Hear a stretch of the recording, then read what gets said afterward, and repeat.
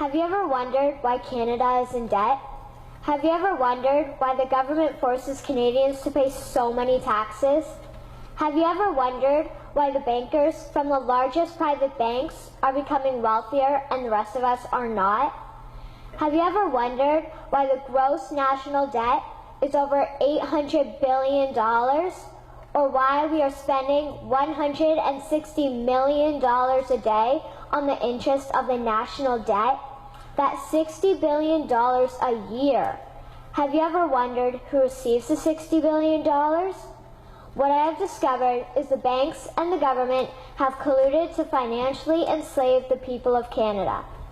I will share with you 3 important points of reference, which will hopefully spark enough interest and concern for you to continue the research on your own and to engage your government to stop this criminal act against the people of Canada. First, we will briefly examine the Bank of Canada. Second, we will see how our banking system works today. And lastly, I will offer a viable solution that we can petition our government to implement. A very little known figure in Canadian history is J.O. McGeer.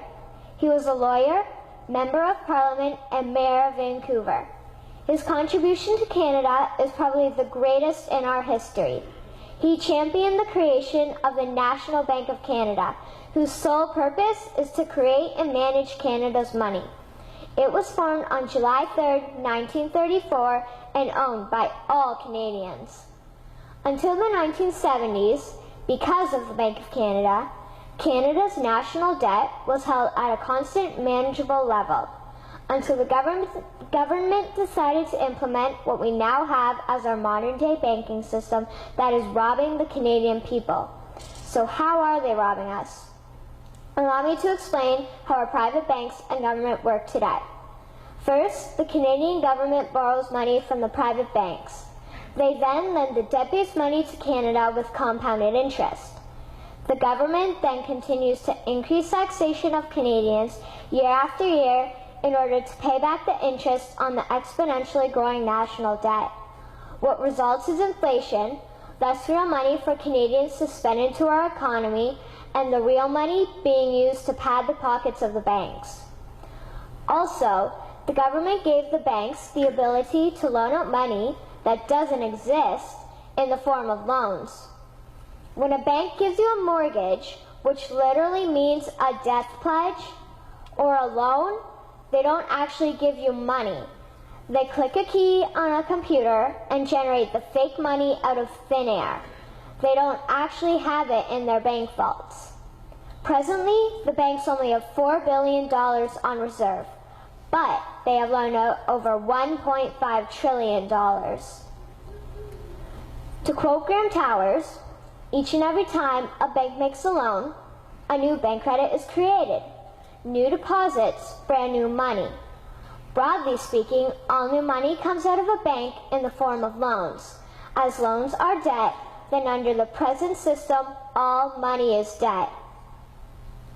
What I find interesting is even Jesus, in Matthew 21, drove out the money changers in the temple because they were manipulating the currency to steal money from the people. The private banks are just like the money changers in Matthew 21. They are defrauding and robbing the people of Canada, thus their freedom, and they need to be stopped.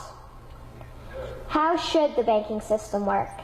In an infamous interview, Mr. McGeer asked Mr. Towers, "Can you tell me why a government with power to create money should give that power away to a private monopoly and then borrow that which Parliament can create itself back at interest to the point of national bankruptcy?"